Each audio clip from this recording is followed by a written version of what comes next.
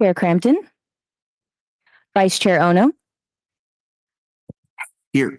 Commissioner Benz, absent. Commissioner Buaya, absent. Commissioner McEwen, Here. Commissioner Reed, absent. Commissioner Schmidt. I am here. Thank you.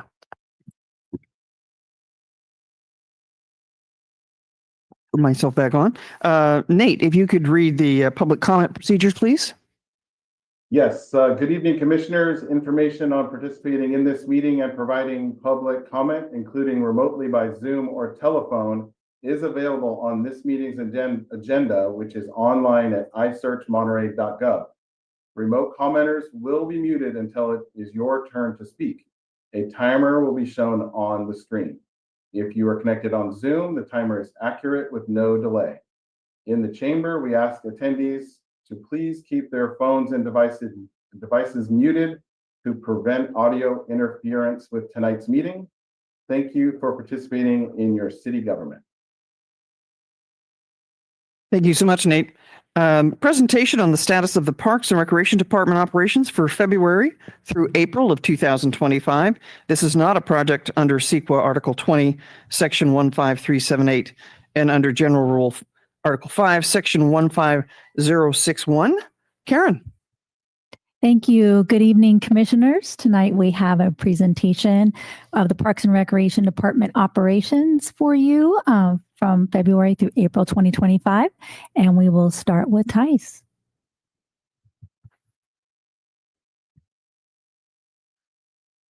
Hello.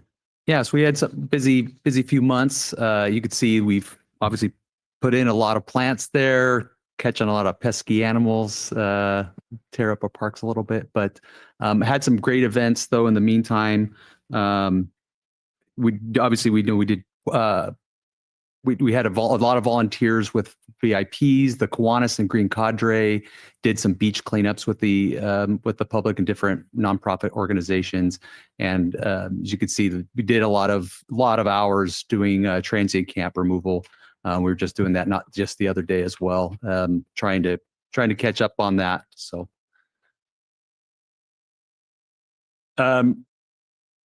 yeah. So you can see installed at the rec trail. We did a drinking fountain. We'll be doing another one of those. That's going to be at San Carlos Park, hopefully pretty soon.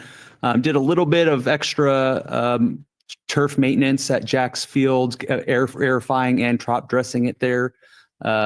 Sister City, as we all know, got kind of tore up a little bit by our sea lion friends, but we were able to go back in, and our crew did an amazing job restoring that and re-landscaping that. So really neat thing there. And also, I don't know if you do take a walk there, we put a memorial plaque. We got reached out to by somebody whose mom planted a cypress tree right there, and she has a picture of her with the cypress tree. So 30, 40 some odd years later, where he was able to track down the tree, we put a plaque there. So that's pretty neat. Found the rightful owner responsible for that one.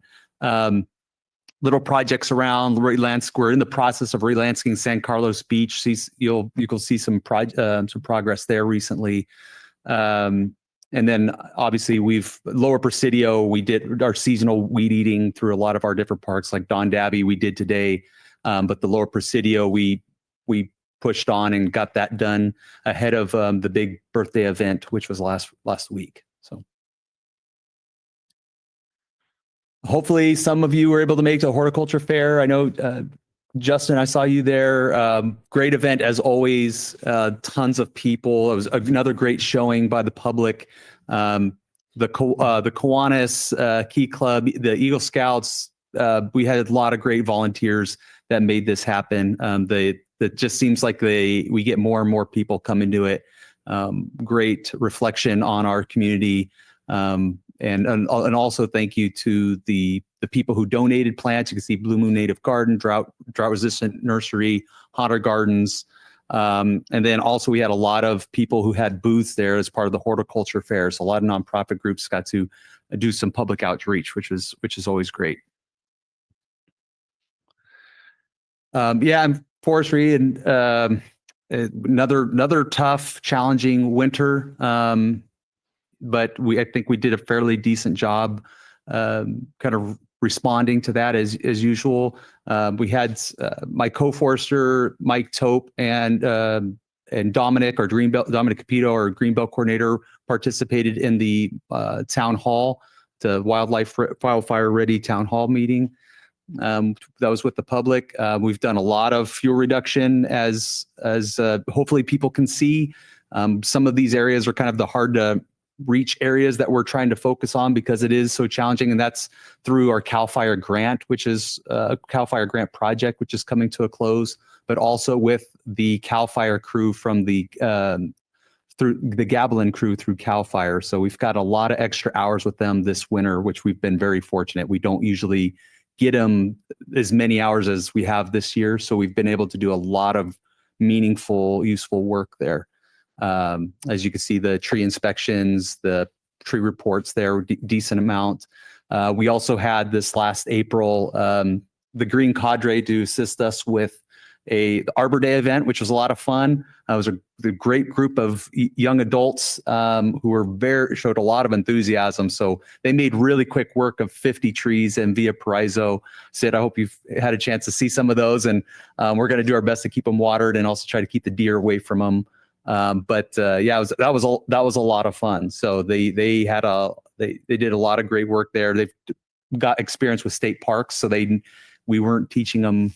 We weren't starting from the ground up with them. They had a little bit of experience going into it. So, and obviously we were in the DLI. Forester Mike Tope has been doing a lot of work in there, trying to address the needs of the Army in there.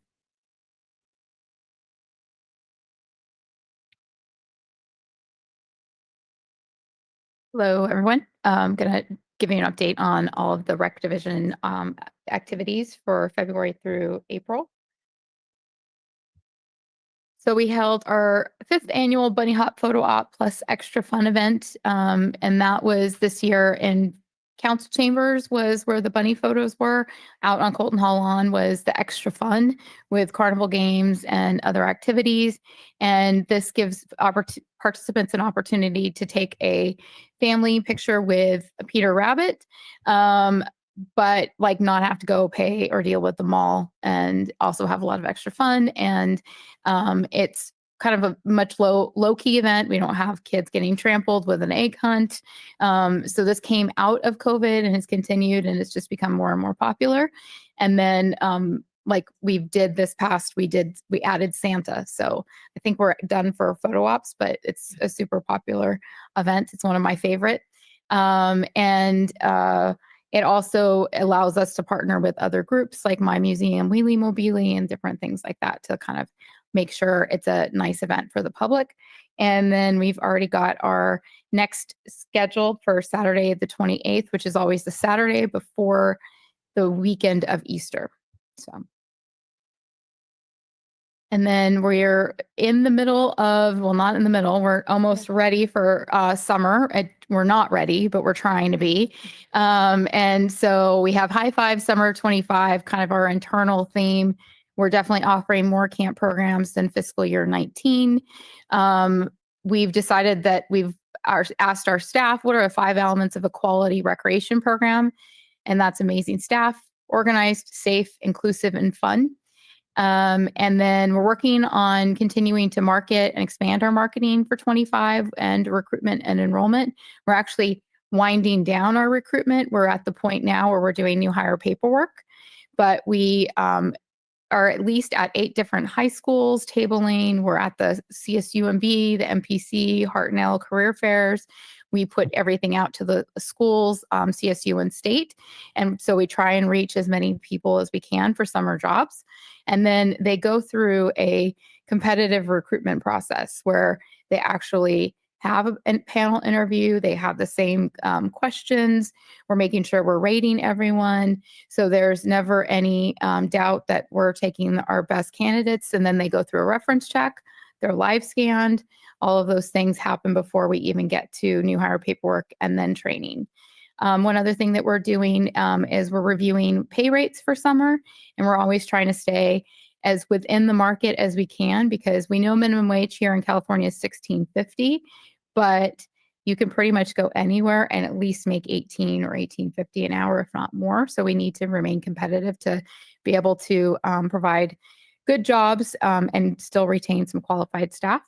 And then we're also providing our campership opportunities to families who need assistance attending either Camp Kinsabi, playgrounds, or day camp.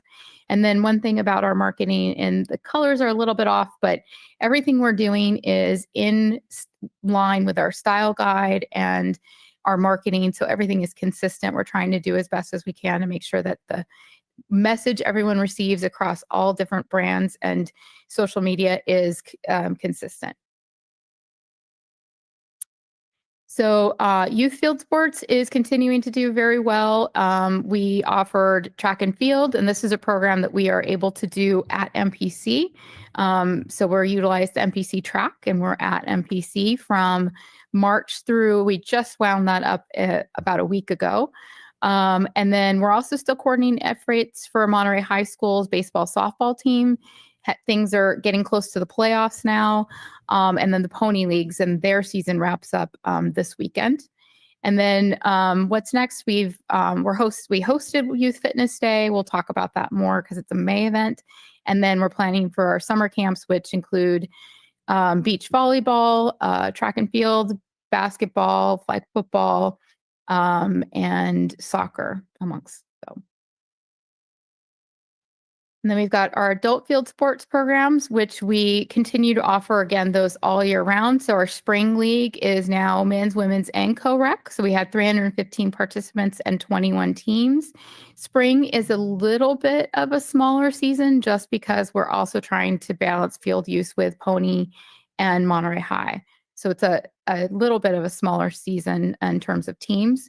And then what's next? We're starting registration for summer softball, and we're adding a Ultimate Frisbee summer league, which we normally just do in like December, January. And then field sports and facilities and revenue. There continues to be a high demand for city fields and outdoor sports programs. Again, Jax and Solicitor are the most highly utilized fields, and that's just probably due to their size. Jax is our largest softball field. Solicitor is our largest baseball field.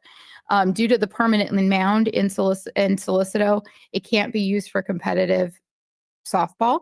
So that kind of limits it. If it had a temporary mound, we could use both Jax and Solicitor for both baseball and softball and all levels. But right, the way that it is, Jax is our dedicated softball field. And we use it for all sports camps there. We have special events there. They're the most utilized fields, and the other ones are they're great. They're all in very good condition thanks to our parks team, but they're just much smaller, so they limit who can play on them. And then again, revenue continues to do very well for field sports. As of April, we're at 87.3% of projected revenue. We are in the middle of winding up the contract for the Amberjacks. That's routing through our legal review right now. That got done today, so they are going to be back. First game is the weekend of Memorial Day. And then we also have some exciting news. We are planning for some field improvements at Jax Park. We received $100,000 in NCIP funds in order to address the outfield and the irrigation. And then we received a grant from the Monterey Peninsula Community Foundation of $150,000. So between that, we've got about $250,000, and then there's potential for some additional land water conservation funds, which are matching funds. If we happen to get that, then we can do even more to that field. So that's exciting, as Jax does need some improvements.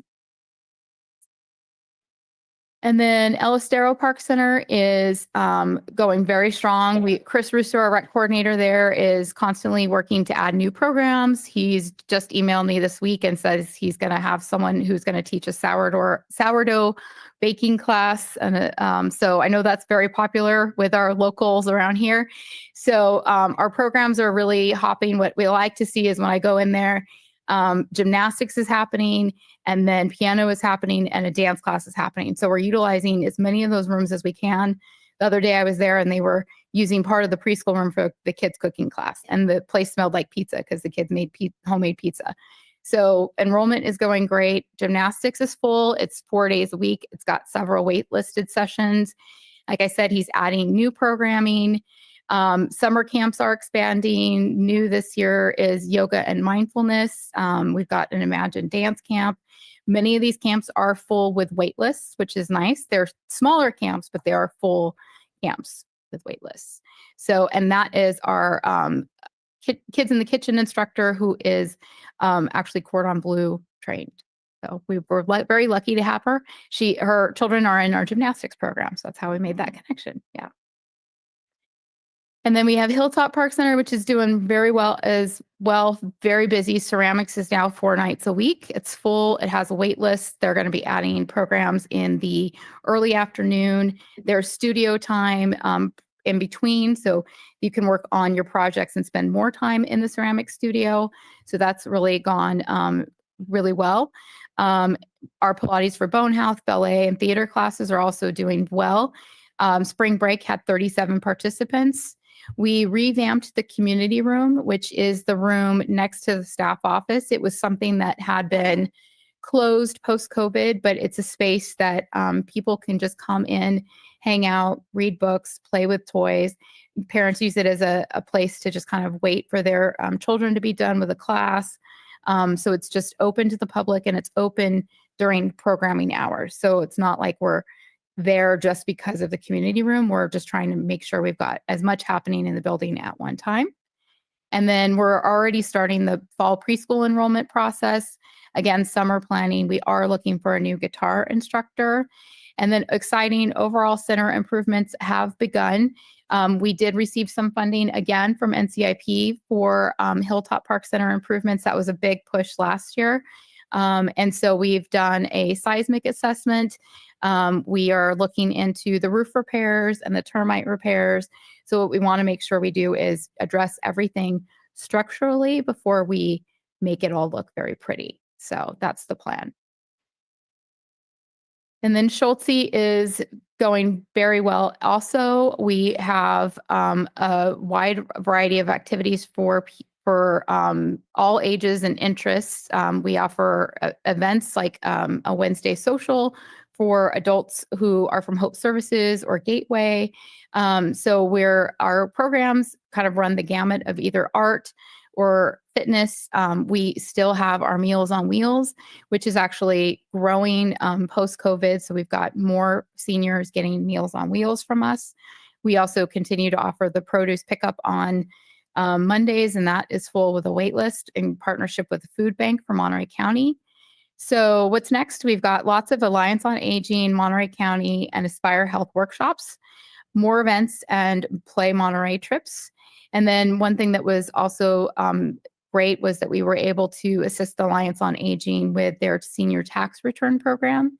So we were a site where seniors can come get their tax returns done free by volunteers, and that's just wrapped up as well. So very busy at Schulte, and we're just working on expanding the services and opportunities for seniors to get some support. And then Casanova Oak Knoll Park Center is open. It's open based on our program and event schedule. It is limited to one program at a time, and so it's by scheduled events. So our bookmobile's there every Tuesday from 2:30 to 3:30, and then we offered family fun nights. Next week would be the last family fun night. And they're also on Tuesdays, so that way hopefully people come to the bookmobile and then also come to our events. And each week has a different theme or activity, and we change that up. So family fun nights have been offered February through May.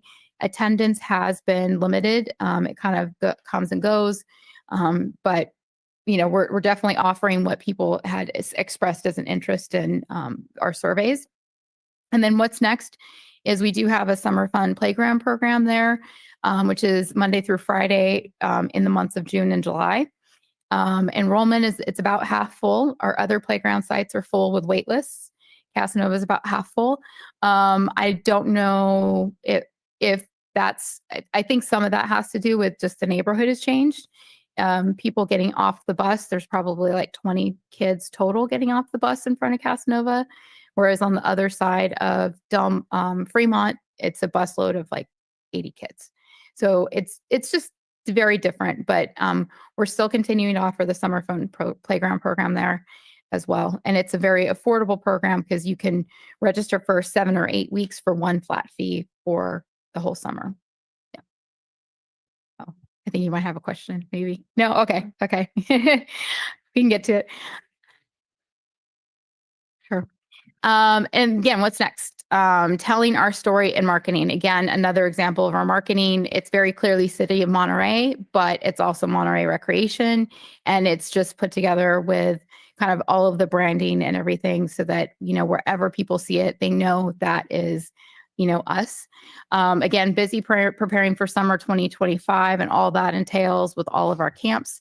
We're excited for our facility improvements. You'll hear more about some of that stuff with NCIP this evening, but we're moving forward with facility improvements. We're going to talk about NCIP for fiscal year 25-26 as well. And then we are in the middle of budget. Budget's already been presented to council. There will be a budget session in the first meeting of June, but the budget is pretty much 90% done. And so it's a very lean budget. We have to continue to just make sure we're balancing what we have in terms of staff capacity, what is essential, managing a need versus want, understanding like a true demand for services. So that's all kind of based on our staff capacity and our budget, but it is basically a flat budget pretty much, other than we were able to increase our PTS salaries just because we have increased PTS. We're expecting minimum wage to go up and all of that due to inflation. So again, trying to keep everything going, try to do as much as we can, and then also do it if we can in a way that we're able to partner with other people to really kind of make it better and bigger without necessarily adding to our capacity, I guess, or workload. So, and that is it. Okay, for the Sports Center, we continue to grow our memberships. We're past 7,600 now, and we have 1,000 memberships that are actually frozen due to the pool closure. So once we're able to get the pool back open again, we anticipate those memberships will be added to the total, and that'll take us to really high numbers in terms of the number of members in the facility. We had about 10,000 weekly visitors between February and April. So again, even on a daily basis, it continues to be full. It's interesting. Wednesday afternoon is Monterey Teenager Day at the Sports Center because they get out of early at school and the gym just fills with all the teenagers looking for something to do. And so this is a place that they go. Again, the demographics you see throughout the day in the building show you that there's really a true appreciation and value for the depth and the breadth of the programs that are offered there. Next slide. So we were able to upgrade a couple of the bicycles in the concourse. One of the challenges we have right now, which we're working on solutions for, is that our bicycling program is always full. And it's frustrating for some folks because they come to take a cycling class and there aren't any bikes left. They're all occupied. So we're trying to expand the number of classes and opportunities that we have, and this is part of what we're trying to do with the new cycling studio. But in the meantime, we've put more bikes into the concourse that have these software programs that people can be entertained by or motivated by. They can use them as workouts. They can use them as a way of just kind of keeping their mind occupied while they're trying to work out. And they've been very popular.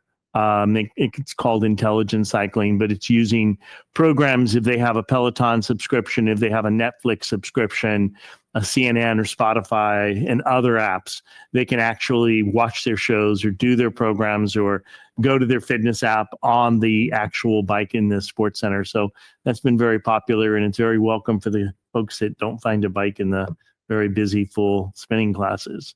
Next slide, please. Sports camps and programs, our spring sports camp, we had over 100 kids participating. We had quite a few counselor and training participants. These are the tweeners. These are the kids that are not quite ready to get part-time jobs, but they would like to get that experience. So the counselor and training gives them that opportunity to work directly with the kids to develop those skills under the leadership and mentorship of some of our more veteran staff.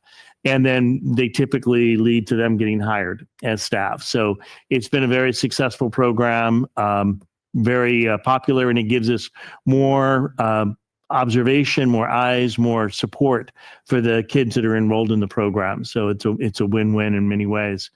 Drop-in activity is booming right now. All types of sports, volleyball, basketball, badminton, futsal, ping pong, pickleball. The biggest challenge we continue to have is you only have so many hours in the day and you only have so much court space and everybody wants a piece. So we are trying to be very creative about trying to accommodate all those different needs. And I think, Ryan Nunez, who runs our sports programs, has been fantastic at really keeping quite a few different groups really happy. And you'd be surprised at the numbers. Like badminton, we have pretty much a population of about 60 folks that play pretty regularly. Volleyball is huge. Basketball, of course, is huge. Even ping pong, we have about 40, 45 players that play regularly. So we do our best to try to accommodate all those needs, as challenging as it can be. Right now, our ping pong's in our lobby because the pool doors are closed and we have nowhere else for those guys to go. So we're letting them play in our lobby and they love it. And so we make it work. Wrestling, youth volleyball, and pickleball, all programs full with wait lists. One of the things that we're looking at trying to do is perhaps in the morning where we have a little more court time available, we don't have as much impact during that time, potentially developing some activities with the pickleball folks, particularly when we get into the inclement weather coming up, and giving them an opportunity to play more indoors at a time that doesn't really compete with the other activities. So we're exploring that. Next slide, please. Group exercise, personal training, busy, full, impacted, doing a lot of personal training sessions. The great thing about the personal training sessions is that not only does it bring in additional revenue to the facility and help with our cost recovery, but it really is the way for folks to actually have success with their goals and their what they would like to accomplish there. Some of that equipment is not the easiest equipment to figure out if you don't have a lot of familiarity with it. So the personal training sessions really do give them an opportunity to get full benefit from their membership. And it also is a huge retainer in terms of memberships long term. So we're fully committed to that. Marcia DiMercurio really does all the management of all the personal training sessions and programs. And we've got a great group of trainers. So we're really blessed to have that staff there to help us with that. Of course, Laurier is just fantastic with the group exercise offerings. Virtually all of our classes are full.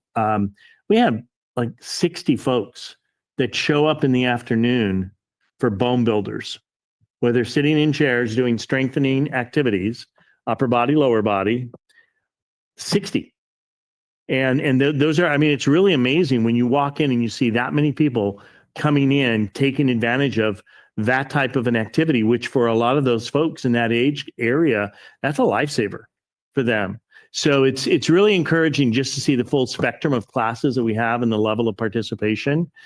Classes with the largest attendance include therapeutic yoga, which is averaging around 48, bone builder, which is averaging 51, and Pilates mat, which is averaging 53.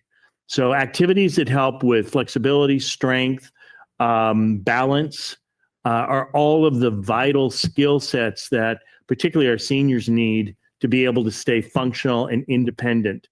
And so we're really happy with the programs that we're getting. A lot of the folks that were in our aquatic classes have been coming over and trying some of the land-based activities, which is a really good thing. So it gives them exposure and opportunity to learn those types of skills. So we anticipate when we open up the pool program, they'll continue to do their pool activities, which they love, but they'll also be encouraged to continue doing their land-based activities. Next slide. So community engagement, I would say that we've been so engaged with multiple activities in the facility that we haven't been able to spend as much time at places like farmers market or some of the outside health fairs. And we've been really stretched to our capacity with the staffing that we have right now. So we focused on just a couple of really significant events. This was one of them. So on May 3rd, we did the Montage Health MSC Wellness event. We had police and fire there to demonstrate their vehicles, give the kids a chance to check out the vehicles, get inside them, see what it was like, connect with the police and fire officers. We did face painting, which is always a really popular event. We had information about sports center memberships and summer programs. Montage House was there along with the SPCA and their resource tables. But one of the success stories on the day was really the Vital and Blood Drive, which we did in our back parking lot. And they had over 50 participants donate blood, which is really huge in terms of our emergency response. So Montage was really thrilled with the success of that event. It was completely full. So we were really happy with how that came out. Next slide, please. Aquatics, well, we're closed right now, but we do anticipate June 1st opening. So they started draining the pool. Actually, when we closed on Sunday night on the 31st, they immediately started draining the pool. And then the very next day, they got in there and went to work. And there were a lot of questions over the amount of work that they had to do to see that they were going to be on pace. And I'm really happy to tell you they are on pace. And we're actually, if anything, maybe a little ahead of schedule in some areas. So they've done really well. But prior to the pool closure, we had over 2,000 group swim lessons. We had over 1,000 private, semi-private swim lessons. These will be returning here beginning in June. We had 122 lane reservations with multiple groups, 42 different groups, Special Olympics, Therapeutic MS, MPS senior classes, Monterey Fire Department, Monterey Bay Aquarium, and Hopkins diver training. So we serve quite a few local groups in the community, in addition to all the schools and the other programs that we see there during the summer that we have coming up. One of the things, just to follow up on what Shannon was discussing with the wages, saw an ad yesterday for Aptos Parks and Rec, and it said urgently seeking lifeguards and swim instructors starting $22 an hour, going up to $40 an hour. That's what's happening out there. That's what the competition is. The wages are going up. We have to continue to evaluate where we are in terms of the competition and make sure that we're relevant so we're able to get good staff and we're able to run quality programs. Next slide. What's next? Hey, the big one is Sunday, June 1st. I know a lot of people don't like giving up their Sunday, but we're going to have a party. So June 1st is our 33rd anniversary. And we're also going to be honoring Karen at the June 1st activity. Both staff will be there to help support her, and also for her to see all of the work that she has put so much time into actually coming into fruition. So I showed a few of you the pictures, but you see the slide up there with the bed deck pictures. The deck came in and it's absolutely beautiful. It really was the deck that we wanted to put in so many years ago, and it never really got to the level that we have now. It's just a beautiful deck. So we're very pleased with Adams Pool and the flooring company that we've been working with. They have been fantastic. They've been great partners. They've been really easy to work with. On that small pool side there on the far left, we knew we had one leak in there that we've been dealing with for many years.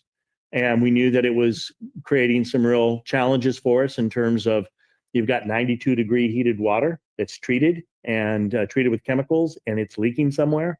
And we really didn't know how much, but we could see that it was growing. So it was hitting us on our utility charges and bills. And they got in and they fixed that one, and then they found another. And then they got in and they fixed that one, and they found another. And all total, we had 5 leaks. And so they've been able to get in there and seal all those leaks. They've pressure tested the system twice, and it seems like we have control over all the leaks. There were no leaks found in the big pool, so we're good there. But we're hoping that we've resolved that particular challenge so that going forward, we should see some cost savings on the utilities and the energy bill. So we're really happy with that. We've also are working on multiple projects around the pool deck. So we're renovating the lifeguard rooms, renovating the bathrooms and the shower room and the changing rooms. We are replacing the saunas. We are cleaning the trusses and getting some of the built up material that's up there and the rust and things out. And then a big day's coming up on the 20th where they're going to install the new dehumidifier. The challenge we had is when they went and they extracted the old dehumidifier, which was last month, they found a lot of debris up in the ducts and up throughout the entire system. And so they removed the debris, but the ducts were in pretty bad shape. And so the recommendation was, we really need to replace these ducts. But that was outside the scope of the project that had already been approved and funded. So Karen's been working with Public Works, and we have a agenda item on the May 20th City Council meeting to move some of our funds from our reserve account, where we put the money aside every year for major projects that need to take place in the facility, to pull some of that money out to get some of that duct replaced so that we have a nice clean system when we install the new dehumidification unit. So that's all proceeding according to plan. So we hope on June 1st, when you come by, if you're able to come by, that we have a wonderful natatorium for you to view. The good news is they will start the plastering this Friday, which is ahead of schedule. They'll put a second coat in likely on Monday, and then they're going to start filling. So by next week, we'll start filling those pools. And we anticipate that the whole area is just going to look beautiful. They're currently doing all of the base kind of primer on the slide. Now they're painting the slide. So that's going to be like looking brand new when we open. We don't anticipate the saunas will be here in time for June 1st. They'll probably be early June, but it's coming soon. So the party is basically in the morning. We're going to have bagels and coffee for all of our loyal members. Typical member appreciation day for the Sports Center. We like to do this on our anniversaries to show our members that we really appreciate their support. That would take place in the morning from 5:30 until noon, actually 8:30 till noon. And then at noon, we're going to start opening up the festivities on the sun deck. So we have Lee Greenwood. He is an instructor for us. He teaches our I Chi classes, but he's also a recorded artist in the Hawaiian guitar. So he's going to be playing some live music on the sun deck for us with kind of a Hawaiian theme. And then we're partnering with Joseph Talley of 831 Catering, who is our new partner in the cafe, who's going to be kind of introducing himself to the community as our partner that's going to be providing our food and beverages through our cafe again. He's going to open up with a barbecue on the sun deck. And so we'll have barbecue and food. We'll have the tables with the linens all set up out there. We will have the Kona Ice truck is going to be coming by. And then from 2 to 3, we're going to do kind of a live Zumba party out front with a couple of our Zumba instructors and try to engage some of the folks that are there and the kids in terms of participating in kind of a Zumba dance, Zumba party. So 12 to 2, sun deck, barbecue, 2 to 3, the entertainment out in front of the Sports Center. And then from 3 until we close at 5, we're going to have cake for the participants in the building who didn't get to participate in those other activities, a chance to have something for the Customer Appreciation Day. So Jessica Infante Sanchez is kind of spear pointing the planning for that. She's doing a fantastic job and kind of have everything ready to go for June 1st. So if you get a chance to join us, we'd love to see you there. Summer swim lessons and camps. We're like almost full on the camps already. We're filling up fast. So we anticipate that those are going to be full bore all summer long, along with the swim lessons once we open up the pool. The cycling studio, we're making great progress in. So essentially the kids zone has been converted into a cycling studio, and it looks like a modern cycling studio. It's really cool when you go in there. Our electrician is installing the overhead fans this week. And the last thing that needs to go in there for us to open is going to be the lighting and sound system, which we should have in probably 2 weeks. So we anticipate early June. For the cycling studio and the sports cafe, we also anticipate early June. And that's it. All right, we're now going to open it for public comments. And Nate, if you could give us the procedure, please. Yes, all speakers need to be identified prior to a public comment opening. If you are in the chamber and you would like to speak on this presentation, please stand and line up, or if unable, please raise your hand. Melissa, how many public commenters do we have? None, Nate. So we have 0 public comment in the chambers. So let me check online. If anyone online would like to make a public comment, again, on this presentation, please raise your hand or press *9 if you've dialed in by phone. And we have 1 public comment. Last 3 numbers 004. Please unmute and you're able to give your public comment. Yes, good evening, everyone. Lorna Moffett here. There's so many wonderful things you're doing, and thank you. But I would like to suggest that you have a community garden project to get people to be more outdoors as opposed to just indoor sports.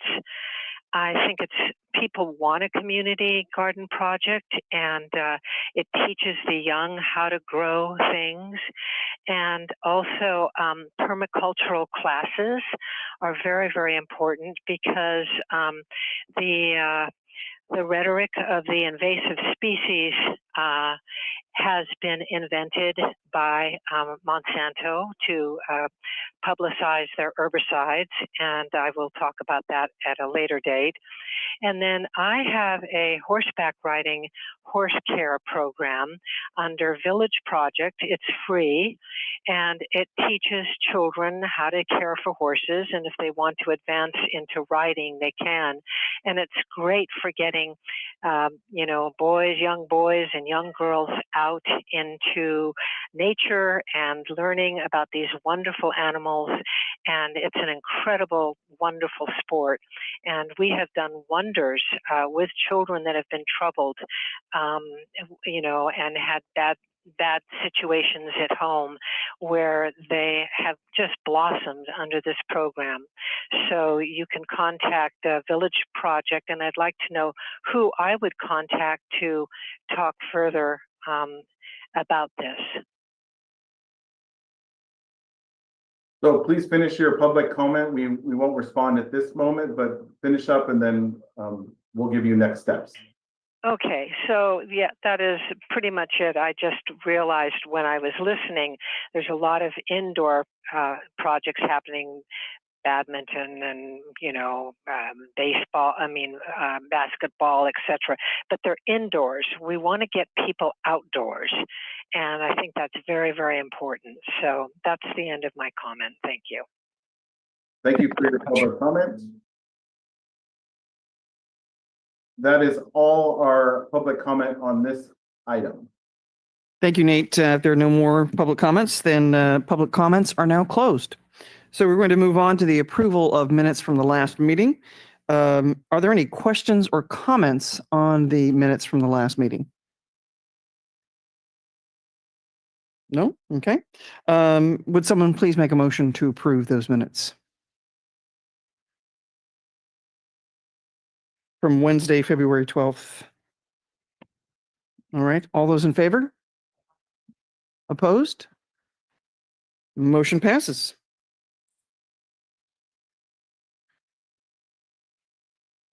All right. So now we come to the part public comments. Refer to the public this time. Any person who may address the Parks and Recreation Commission concerning an item that is not on the agenda. Remind there's 3-minute limit. Nate, if you would please process the callers and also in the chambers, please. Yes, so if you would like to make a public comment, this would be the time. If you are in the chambers and would like to make a public comment, please stand or raise your hand. Melissa, do we have any public comment in the chamber? No, Nate. So we have no public comment in the chamber. Online, we have one general public comment, 004. Please go ahead and unmute yourself. There you go. Yes, thank you. Lorna Moffett again. I watch with an aching heart as our beautiful eucalyptus trees are demonized by our local politicians and botanists as non-native fire hazards and must be cut down. This non-native rhetoric, which isn't even recognized as a real science, has to be exposed, and Teo Orion has done it beautifully in her book, Beyond the War on Invasive Species. Where does this invasive species pseudoscience come from? It was contrived in part by Monsanto to sell its deadly chemical herbicides. Teo Orion exposes the cozy relationship and support the chemical giants give to this non-native diatribe. For example, page 17, a quote from that well-researched book. In 1999, President George Bush signed Executive Order 13-11-2, creating the National Invasive Species Council, the NISC. She goes on to prove that the executive order was modeled after the first known California Exotic Pest Plant Council. That group was co-founded by Nelroy Jackson, who was also the public relations man and distributor of Roundup and rodeo herbicides from Monsanto. The CEPPC was supported by several chemical companies and still is, and they have been spraying all of us to death ever since. Herbicides are being used at Elkhorn Slough and endangered species habitat. The Audubon Society is also complicit in its use there. 200 glorious eucalyptus trees were cut down by the roadside at Elkhorn Slough as non-natives and dangerous to traffic, but they have stood over 70 years through storms, providing tons of oxygen and absorbing over 200 tons of greenhouse gases and car pollutants yearly. They helped create rainfall and moisture through the transpiration of leaves, and trees create rainfall, a little known fact, but true all the same. Their droplets from their leaves go into the air and collect pollen, dust, bacteria, and as the water collects these things, the droplets get bigger and bigger, finally with the help of the ocean evaporation, ascend to the sky as cloud vapor, producing rainfall throughout our country and the world. So basically the rainfall that is created by forests along the ocean. And our forests are being cut down, and particularly in Monterey, hundreds of trees are being cut down or fallen in the name of disease, and trees do recuperate from disease just like people do, and we don't give them a chance. And I think we have to treasure each tree now, 75 years and older, because replanting takes too long to generate that carbon absorption that these enormous trees create. So I would really like you to start examining permaculture as an alternative, and thank you so much for not using herbicides so far. And Lorna, thank you very much. Thank you. Okay.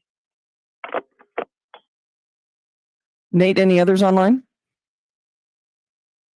That is the last general public comment.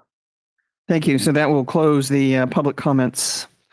And now we're going to move on to the review of proposed parks and recreation related neighborhood and community improvement programs, NCIP projects, the request for fiscal year 2025-26, and provide guidance to staff. This is not a project under CEQA Article 20, Section 15378, and under General Rule Article 5, Section 15061.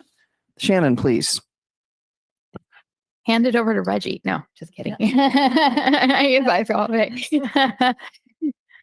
So yes, we are we're not out of cycle. NCIP schedule has kind of shifted.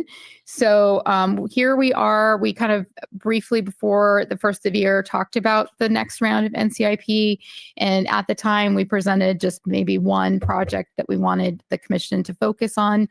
But now the deadline for NCIP for the next fiscal year is July 31st. And so this could be potentially our last opportunity to bring potential projects in front of the commission before the application deadline. And so that's what we are doing today. And this would be a time where we kind of review priorities and maybe set a couple of commissioners who would like to attend those advocacy evenings as well. But the schedule has shifted. So normally the deadline for NCIP applications would be February, mid-February. And so everything's kind of bumped because of that. So so tonight would be just a presentation and hopefully some PRC action on proposed NCIP projects that we would like to focus on either as a department or commission for the coming fiscal year with before the project deadline. And then in October, we would see the projects after they have gone through the different at least like the initial screening, we'll see everything that's Parks and Rec related. And then in February, after voting night, we would see all of the projects that are Parks and Rec related and make sure they conform to the Parks and Rec master plan. And this would all be before they get approved by City Council. So we're definitely, the schedule's been shifted for NCIP. So for fiscal year 26, NCIP has an estimated budget of $6 million. And their voting night is now scheduled for Wednesday, November 19th, where they will be prioritized based on the number of votes received. And we have, as staff, come up with a list of projects, about 7 projects that we think are high priority. And that is because we want to focus again on existing facilities or filling a need in the community versus trying to add something new. So if we want to go to the next slide. So again, the next round of projects that we're are going to focus on updating existing facilities, making sure there any issues of safety are addressed, and then overall the Parks and Rec master plan goal. When we did our master plan, I would say, and also that has not changed, is Monterey is very well served. And with the number of parks and facilities and beaches and facilities that we have, we've got 37 parks, over 800 of acres, parks, beach, open space, and lots of different amenities, but we need to maintain what we have. So that is kind of the goal of the projects that we are presenting. And that doesn't mean that all the projects we're presenting this evening will be submitted, or it's possible that there might be a champion in the community that will submit the project or advocate for that as well. But we want to at least put these on your radar so that you're aware of them, that if it does come to advocacy night, you see those as a priority. Potentially, you might tell us, no, we don't agree with what you've suggested, and that's totally fine. But we're going to go ahead and go through the projects that we've identified and have a time for questions and things like that. So Hilltop Park Center, like I mentioned before, does have a current project for facility improvements. If by chance we know there needs to be another project or additional work, then we would make Hilltop our top priority to continue those facility improvements. So we're trying our best to make sure things are moving on that project, and building maintenance and public works have been very helpful with that. So there's a wide variety of things. And, once you start opening up a can of worms, it ends up, growing. So that is Hilltop. And it's then the next slide is different pictures of kind of the current conditions. So hopefully some of that will get addressed very shortly. Again, we want to make sure we address the termites. Then we can fix the roof and the rotting fascia and all of that, and the gutters, downspouts, and skylights. And then again, here is some of our building, and it still very much looks like a school. It does have single pane windows, poorly insulated, fluorescent lighting, and the building is spotless. Rachel Dice, who's the recreation coordinator there, keeps the building spotless, but you just wouldn't think it's clean because everything has that yellow tinge to it with our lighting and stuff. And then you see the water spots from the leaks. The next facility we'd like to focus on is the El Estero Park Center improvements. It was built and constructed in 1954, 55. And again, like I mentioned earlier in our presentation, we're trying to utilize that space in as many ways as possible. We can have 3 or 4 programs happening at once. We have the dance studio. We have the ballpark right there. It's booming, but we need to make sure we address the existing conditions of the facility so it can keep helping us.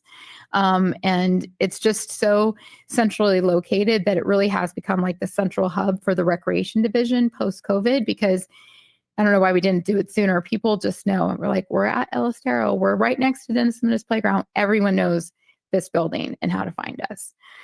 So El Estero, and then just some current conditions of the building, and then trying to make the front entrance more accessible as well.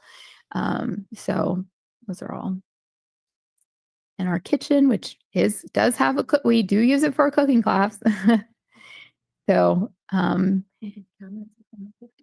probably the original cabinet. So, and then the next one is our El Estero Park large group barbecue area improvements. So NCIP so graciously gave us funding to put a beautiful shade structure over that space. It is the largest barbecue area in Monterey. It can accommodate 200 people. Everything else is 100 or less. So, and it's a great location. Unfortunately, the shade structure would look great, but everything underneath it needs to be addressed. So it needs new picnic tables. It's got a mixture of like DG and asphalt. And so there's also some kind of like drainage and erosion issues happening there. So the idea would be to update the entire space, new picnic tables, padding, everything, and then put the new shade structure on top, and it would just be a beautiful part of the backside of along the skate park and behind the ball field. So that is the plan to kind of add to the NCIP. Schulte is also a building that's starting to need some attention. It's super highly utilized. It's incredibly busy. It's a historic building. It's beautiful park. But we need to look at our tile roof and painting and and we do have termites there as well. But we just want to make sure that building doesn't get to the point where we now are looking at really high cost improvements. Let's fix it before it becomes a bigger problem. And the other thing is Monterey is an aging community, an aging population. And so the demand for senior services just continues to grow. And then this is the Monterey Sports Center natatorium. I'm going to say that right, but it's what we're proposing here is adding advanced integrated climate controls. So Bill mentioned that their dehumidifier is going in and the pool's being done, but there's always so much, and he can speak better to this than me, so much moisture in that room and so much happening. And the new dehumidifier is going to be 100 times better than the old dehumidifier. But what this would do would be taking into account the outside environment and using that to the favor of helping us control the internal temperature of the room. And hopefully what will happen is we'll be able to see once the new dehumidifier is plugged in and run reports on utility usage from previous to now. And then when this comes on, we'll actually be able to see how much we are saving in utilities. So it's an efficiency project that would eventually in 3 or 4 years pay itself back, which is really nice. And again, help overall lower our utility costs, which just continue to rise at the sports center and everywhere. So really kind of taking into account the outside environment in order to have that work in our favor versus, having that dehumidifier work really, really hard to kind of, control the internal temperature. So opening, so. And then this is separate from the improvements, or it could be added to it, but we have a beautiful mural along the backside of the Hilltop Park Center. It was done by the Monterey High School Art Academy in like 1997. And it's right now, I believe, 3 panels. All 3 of those panels could use a refresh, but then it also has space for 2 more panels. So it could go the length of the building. So that was the proposal, is potentially, trying to expand on that, but also refresh the existing, because I think it's still very fitting for the space and for Monterey. And then this is a new one, and this is not about existing facilities, but trying to address a need in the community that we're seeing, and doing it in a smart way that isn't necessarily adding to the city's buildings and CIP. So 205 Montecito Avenue community space is located on Montecito Avenue, directly like across from Monterey, the fire station, and across from Montecito Park.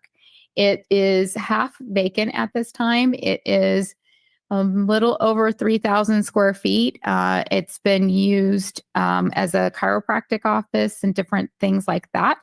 It is very centrally located in the Via Del Monte neighborhood, not too far from Laguna Grande, right across from the park. Ferrante's down the way. If you were to go down there, you'd see how many houses and apartments and everything in that neighborhood. It's very densely populated. It has parking. It has a great outdoor backspace. It does have room for a community garden.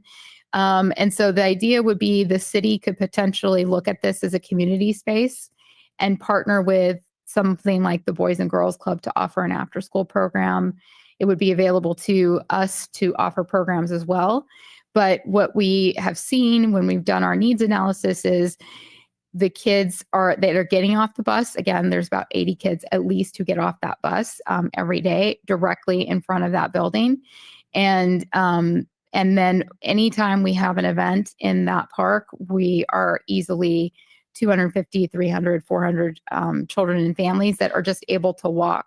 So we're seeing a really high demand for services. And so that would, this is, kind of in conflict with the idea of existing facilities. It is meeting a need and a demand for a community that may not be able to have those services otherwise. And it's doing it in a way that doesn't add to the city's long-term CIP. We become the leaseholder, then, and it's actually a very good buildings in very good shape. And it's not something we have to continually worry about, like ongoing improvements. And then again, partnering with an organization like the Boys and Girls Club to offer programming too. So that is all of the potential projects that we kind of have found to be our most high priority. And we're very grateful to NCIP because we are moving forward on the Solicitor ballpark lighting and the Jacks Field, and all of those things are going to be huge, but we're just trying to stay ahead of the next cycle and make sure we, present potential projects to you for NCIP consideration. So. Thank you. Commissioners, do you have any questions regarding the presentation? Ellen?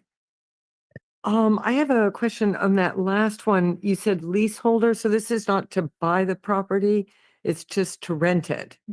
Correct. To address the big needs of that community. Okay, excellent.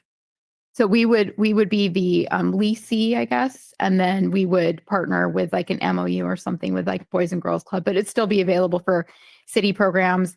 Fire department can have classes there, any, different things. But yes, we would not be purchasing the property.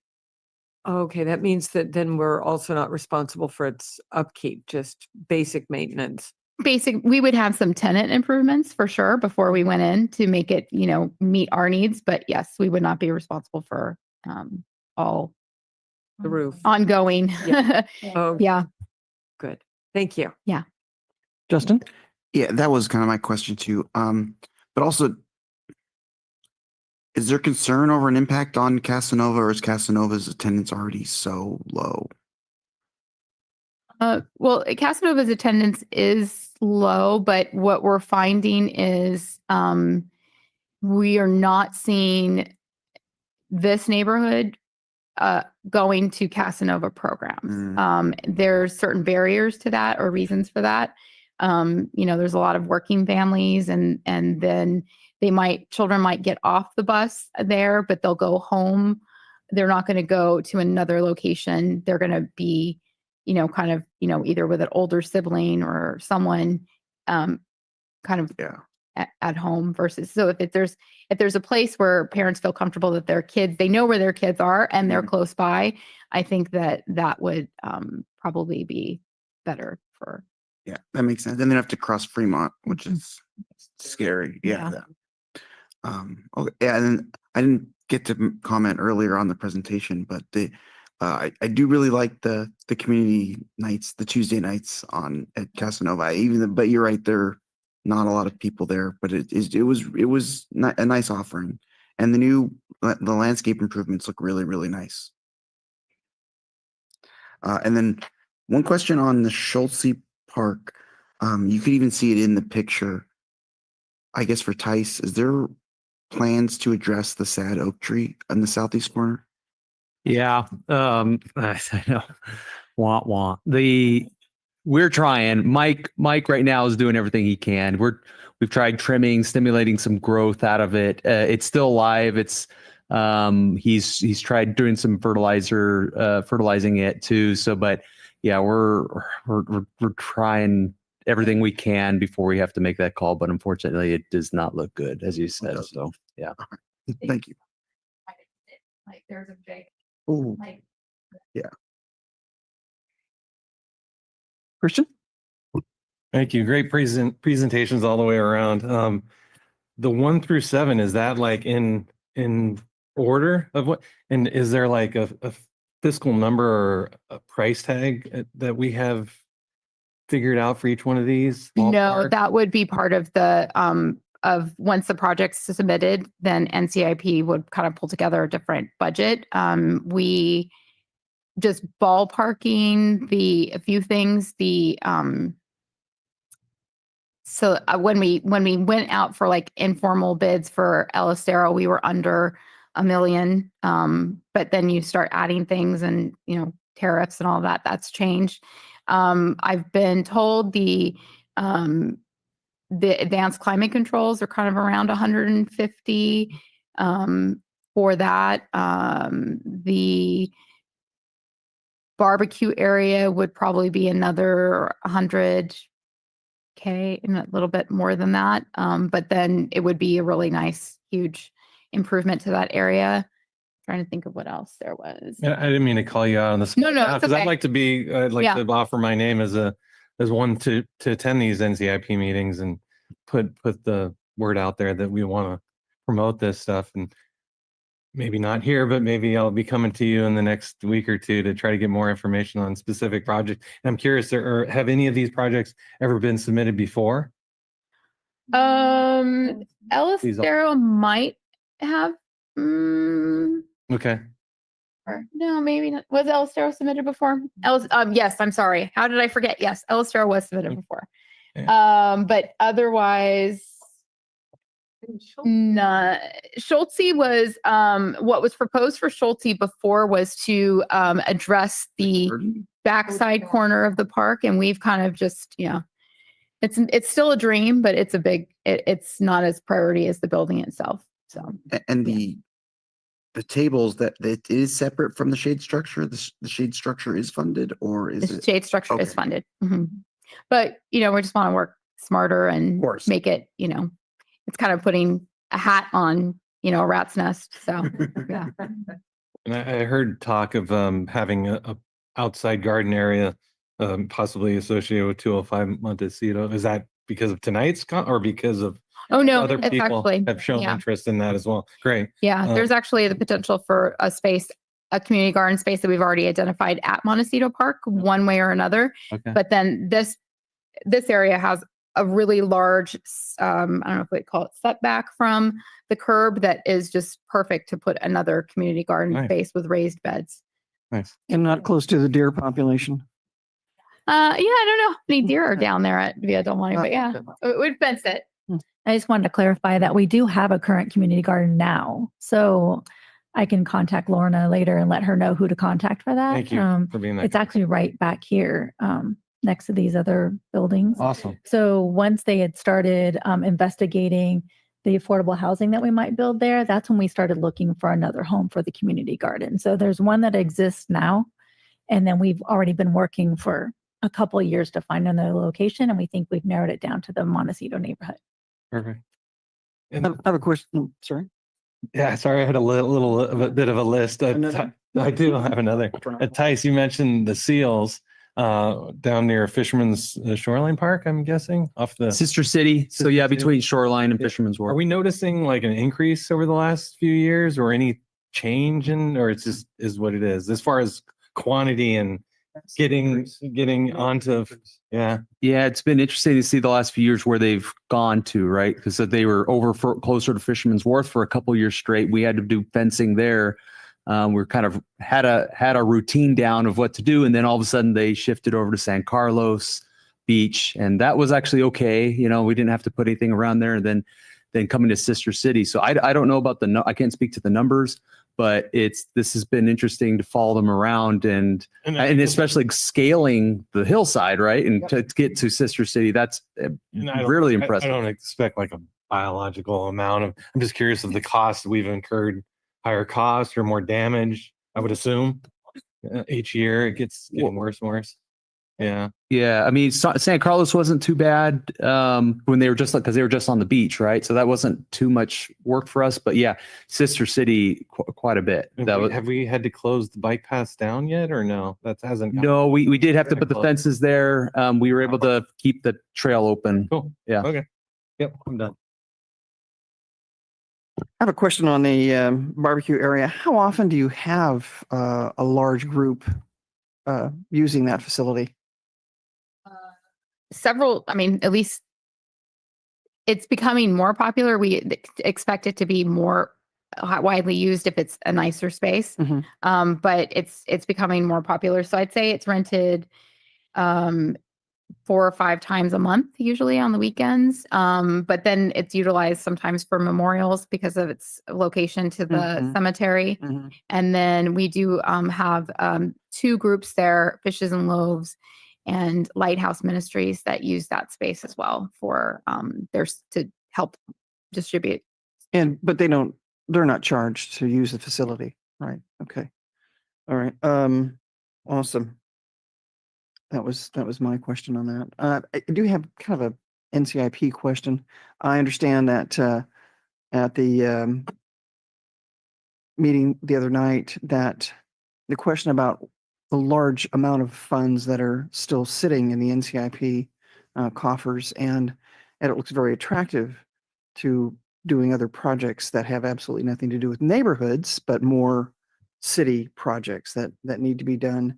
Is there a way to protect those funds from them being invaded by other entities within the city, or is this something that is always going to be a concern?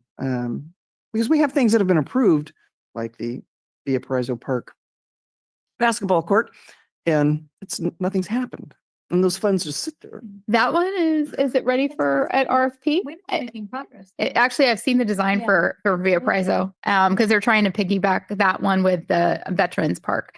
So I think the RFP is going to be going out very soon.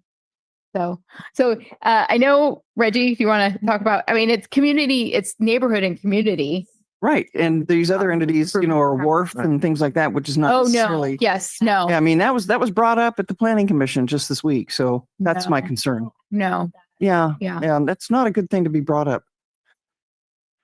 I can, so Valparaiso Park basketball court and Veterans Park basketball court, the designs are done.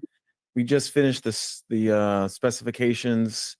So yeah, it should be going out to bid soon. So those projects are running. The concern that was brought up yesterday, or the question that was brought up yesterday at the Planning Commission, I mean, the funding is all at the discretion of City Council. So I think that's the answer for what could or would happen, but it's solely at the discretion of City Council. NCIP committee makes recommendations. The funds have been, appropriated for various projects. Right now, we have 77 active NCIP projects with a budget roughly of $19.4 million. So, I mean, there is a lot of money. There's another roughly 6 million that is due to come in with this cycle. So, I mean, we're NCIP right now roughly has something on the order of $26 million dollars total. And we're working on 35 projects are active right now, working in some form of design or construction, including numerous parks projects. But nothing's guaranteed, I guess, would be my final statement. So because it's city council that is the one that, has basically controls the purse strings on this, they could in effect allocate those assets to something else besides neighborhood and community improvement projects. The requirement is, I believe there's a 3/4 vote. So whatever that would come out to, 4 out of the 5 council members would have to make a vote to, but if they decide to do that, they can, yes. Okay, that's good to know. That kind of informs people's votes, I would think. Yep. All right, thank you very much. Appreciate that. And they have done that, but it was COVID. Drastic. Yeah, drastic. Mhm.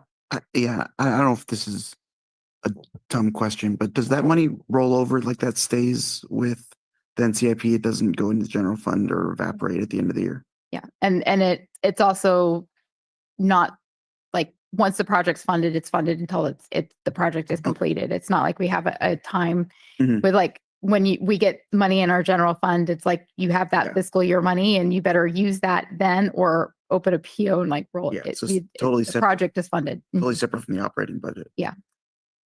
All right, we're going to open it up for public comments now. Nate? Yes, if anyone in the chambers would like to make a public comment on this item, please stand if you are able. Melissa, do we have any public comment in the council chamber? None in the chamber, Nate. Thank you. If you are online, and you'd like to make a public comment, please use the raise hand feature or *9 if you've dialed in by phone. And we have one public comment, the number ending 004. Please unmute and you can speak. Yes, Lorna Moffett here again. I'd like to address Lorna? the term. Lorna? Hello? Hi, it's Shannon. Can you just pause for 1 minute? We had a commissioner step out, so we don't have a quorum. I just want to make sure we're not doing anything wrong. Of course. Okay. Thank you. Just pause. We'll call you in just a minute. Thank you. Oh, sure. Thank you.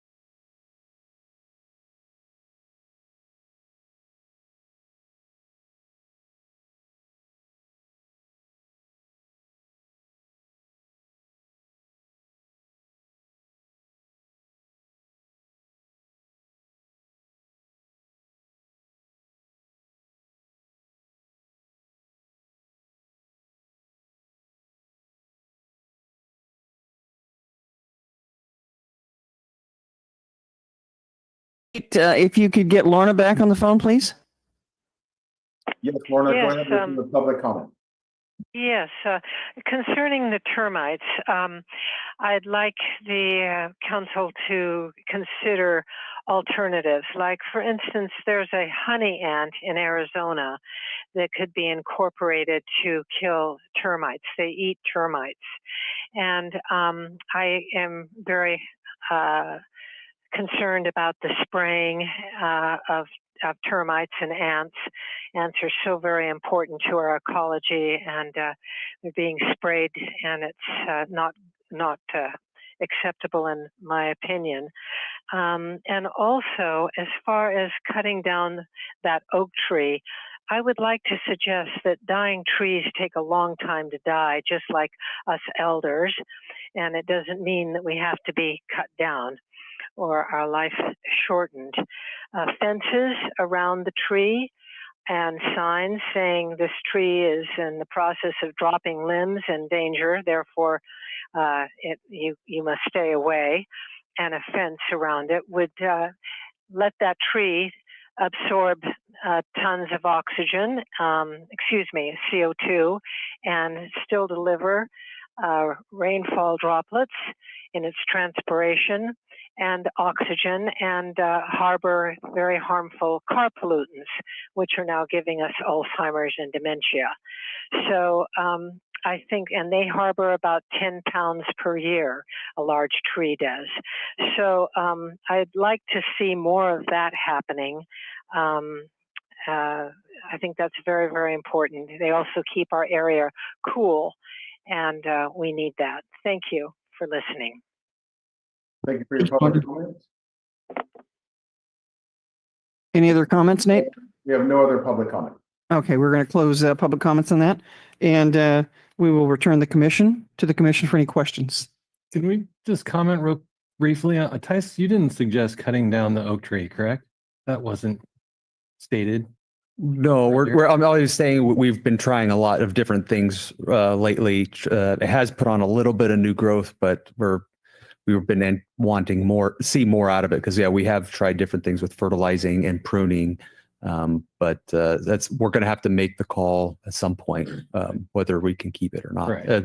Especially in its shape and relative to parking lot, city right of way, lots of traffic. You have to take all those things into consideration. So. Anyone else?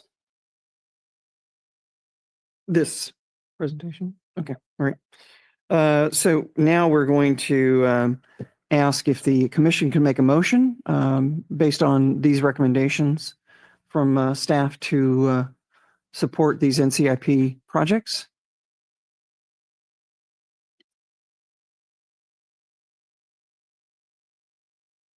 Thank you. Do we have a second? I'll second that motion. All in favor? Aye. Aye. Opposed? Motion passes. Yes. Anyone want to volunteer to attend the advocacy nights? When is Want it? to What are the do dates? those? When are the dates? They are now October 15th and October 22nd. I will as well. Okay. Sit in Christian. Perfect. Thank you. All right.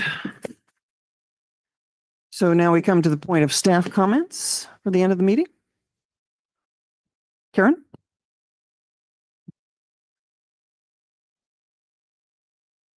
Thank you very much. I just wanted to make sure we reiterate that the 33rd anniversary at the Sports Center is on Sunday, June 1st, and it's free admission that day. So I want to make sure that we communicated that.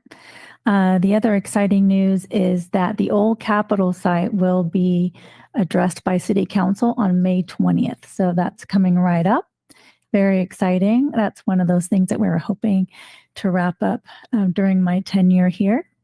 And just wanted to make sure that I express that it's been an honor and a privilege to serve the city of Monterey and to work with all of you and to collaborate with my coworkers over the last 3+ decades. I couldn't have asked for a more incredible team. So I don't want to get too deep into it tonight because I still have a few weeks to go, so I can't get emotional yet. So, but just want to make sure I said thank you to everyone. Shannon? I feel like I've done a lot of talking at this meeting. So I just, thank you all for all of your support and for being here. I greatly appreciate it. We'll hear more about Karen and her retirement shortly. You'll hear from us. It's been, great working with you. And well, she's going to be, she will be recognized at City Council also on May 20th. At the 4:00 session for 39 years total. Did you say 39? 39. So 39 year of the city. She started as a playground leader.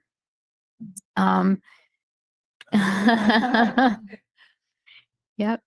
So yes, we'll be chugging along. I'm not sure when our next Parks and Rec Commission meeting would be. Hopefully we can get you all out to some of the camps in our programs. We'll reach out to have you do that.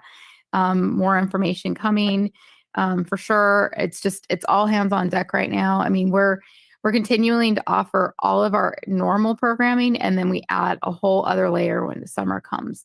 So all of we're 4 buildings, 11 outdoor sites. We go from like normally 160 hours of operations weekly to about 420 hours of operations because we're spread so far. We do have our outdoor programs. That's actually a lot of our programming is outdoors, whether it's outdoor sports or outdoor camps like day camp, our overnight camp over at Toro Park. So we're definitely outdoor programming and things like that. Maybe not horses, but we're outside. So just want to make that very clear. And yeah, we're just ready for summer, or we'll do our best to be ready and just make sure all of our staff are excited and trained and that everyone has a safe and fun summer. So we're ready, and there will be a 4th of July and we're planning that as well. So Awesome. yeah. Thank you, Shannon. Thank you. Tice? Yeah, just kind of go back. Crews are busting their hump, getting all the seasonal weeds. You'll see, like I said, go see Don Davy. They started today. They got really far on it. We'll be hitting everything around Via Paraiso, Quarry Park all really soon. So tip our caps to those guys because it's a lot of work doing that. Goats are coming to Old Capitol site. So that'll be exciting to see them there. Also, I got a call today regarding Old Capitol site from CAL FIRE.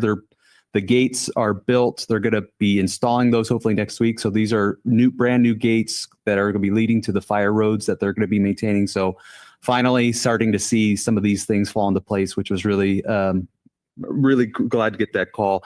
Justin, thanks for bringing up Kona again, the park landscaping over there.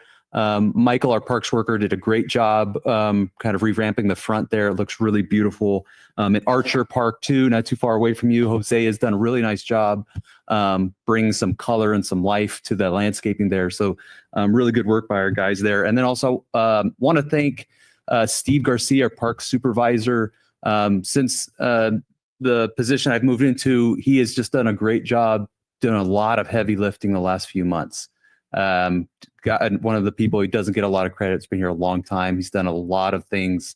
The Sister City Park, San Carlos Beach, he's been leading that charge along with doing all the other duties as a supervisor. Also want to thank Steve, Louis, Bill, Shannon, Karen, and Reggie for holding my hand a little bit on a lot of different things for my transition into this role. So thank you all for your help. Because obviously there's a lot of NCIP related things, and Reggie's really helping with that. So I want to thank everybody for their assistance and support going forward. One person I want to shout out, Chris Meixelsberger.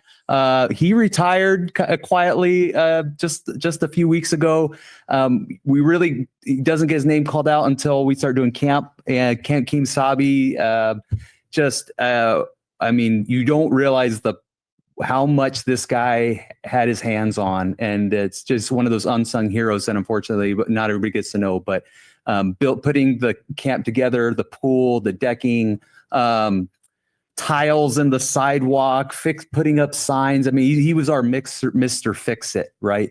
And installed everything. Dennis the Menace would not be a playground at all. It would just be in shambles if it wasn't for him. I mean, it's unreal how much knowledge that we lost with him and Louis and now Karen. I mean, we, like I said, you keep a library full of books and books and books of knowledge that we have lost. And so it's Throw his name out again. Chris Meixelsberger.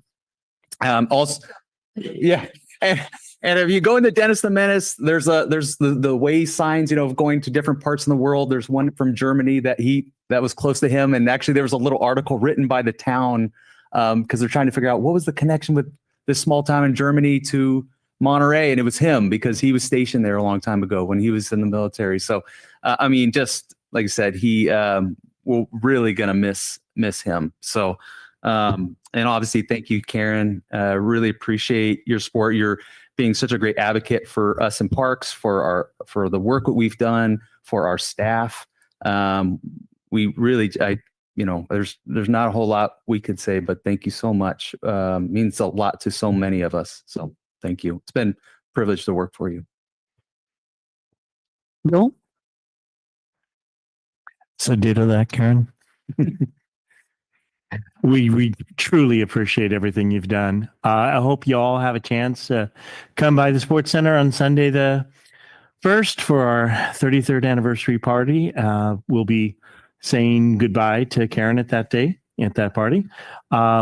Also, if for some reason you're not able to come by and you just want to come by and do a walkthrough and see the improvements that have been made in the pool area, come on by. Let me know. We'll walk it and you can see up close and personal all the work that's been done to get that place up and ready to go. Bill, do you have an idea what time you're going to be celebrating Karen?